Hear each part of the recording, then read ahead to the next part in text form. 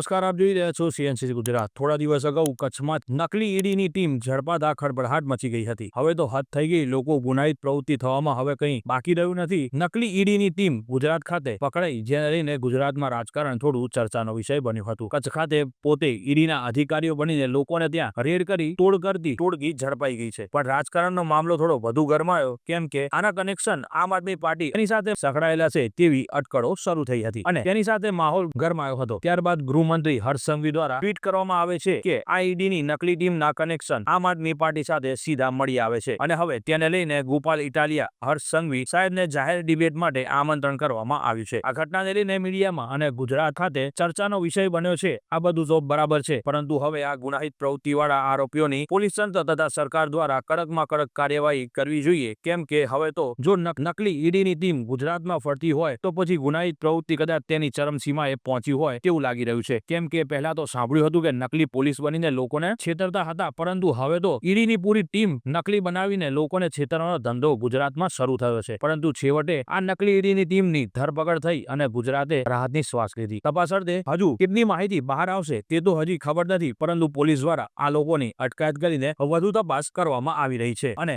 તમામ માહિતી મીડિયા સુધી જરૂરથી પહોંચશે, કેમ કે આ એક ખૂબ જ ગંભીર ગુનો છે। આની માહિતી મીડિયા સમક્ષ અને લોકો સામે લાવવી એ ખૂબ જ જરૂરી છે, કેમ કે લોકોને પણ ખબર પડવી જોઈએ કે આવા નકલી અધિકારીઓને કેવી રીતે તપાસ કરીને સાચા છે કે ખોટા તે અંગેની માહિતી પણ નાગરિકોને આપવી જોઈએ। રાજકારણમાં ટ્વીટ થતાની સાથે ઘણો ખળભળાટ મચ્યો હતો અને ગોપાલ ઇટાલિયાએ હર્ષ સંઘવી સાહેબને તેનો જવાબ આપવા માટે પડકાર ફેંક્યો હતો। હવે હર્ષ સંઘવી સાહેબ આ પડકારનો સ્વીકાર કરે છે કે કેમ તે તો જોવું રહ્યું, પરંતુ હાલ તો ઈડીની ટીમની ધરપકડ પોલીસ દ્વારા કરવામાં આવી છે અને વધુ તપાસ હાથ ધરવામાં આવી છે। હર્ષ સંઘવીનું ટ્વીટ જોઈ ખૂબ દુઃખ થયું કે ગૃહમંત્રી ટ્રોલની જેમ ટ્વીટો કરીને સંતોષ માને છે। ગુજરાતમાં કાયદો અને વ્યવસ્થા ખાડે ગઈ છે। એમણે કહ્યું છે કે આમ આદમી પાર્ટીનો આ કાર્યકર્તા ઈડીમાં પકડાનો છે, હોદ્દેદાર। બહુ ક્લિયર સાથે કહીએ છીએ, અત્યારે આમ આદમી પાર્ટીનો કોઈ કાર્યકર્તા નથી, હોદ્દેદાર નથી, અને હા હોદ્દેદાર હોત તો આજે સસ્પેન્શન લેટર પણ નીકળી જાય। પણ જો એ ગુનેગાર છે, એ જે પણ હોય અને તમારામાં તાકાત હોય તો ફાંસીની સજા પણ આપો। પણ એક સવાલ હર્ષભાઈને એ પણ કરવું છે કે ટ્વીટ આપણે કરીએ છીએ નકલી ઈડી અધિકારીને, નકલી પીએમઓ અધિકારી પકડાય છે, નકલી સીબીઆઈ અધિકારી પકડાય છે, નકલી આઈએએસ અધિકારી પકડાય છે, નકલી આઈપીએસ અધિકારી પકડાય છે, નકલી ડેપ્યુટી કલેક્ટરો પકડાય છે, નકલી અદાલતો પકડાય છે, નકલી સરકારી કચેરીઓ પકડાય છે। તમે ગૃહમંત્રી છો કે નકલી મંત્રી? આ તમારે જવાબ આપવો જોઈએ।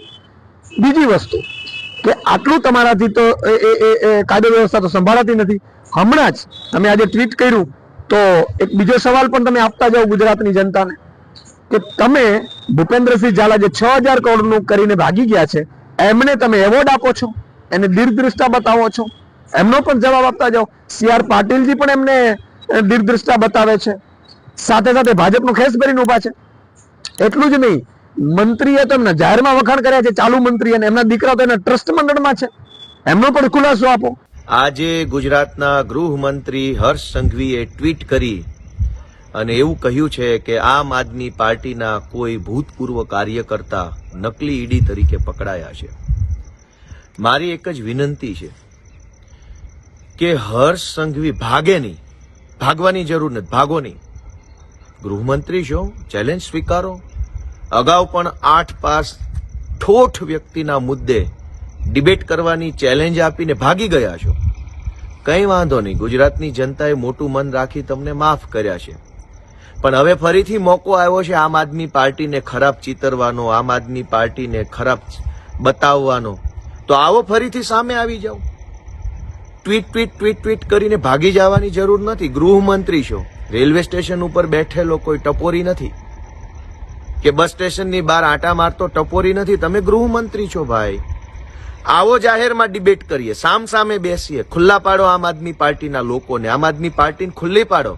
કચ્છમાંથી કોઈ નકલી ઈડીના ટીમ તરીકે આમ આદમી પાર્ટીનો માણસ જો ઝડપાયો હોય તો ખુલ્લા પાડો, સામે આવો, ભાગવાની જરૂર નથી। ભાગો નહીં ભાઈ, ભડ હોય એ ભાગે નહીં, અને ભાગે કેવા હોય એ બધાને ખબર છે। ભાગવાની જરૂર નથી। હું હર્ષ સંઘવીને ચેલેન્જ આપું છું ફરી એક વખત કે સામે આવો, ડિબેટ કરો, ચેલેન્જ સ્વીકારો અને અમને ખુલ્લા પાડો, આમ આદમી પાર્ટીને ખુલ્લી પાડો। ગુજરાતની જનતાની સમક્ષ અમને ખુલ્લા પાડવાનું બીડું। Bureau chief CNCC Gujarat, Patan.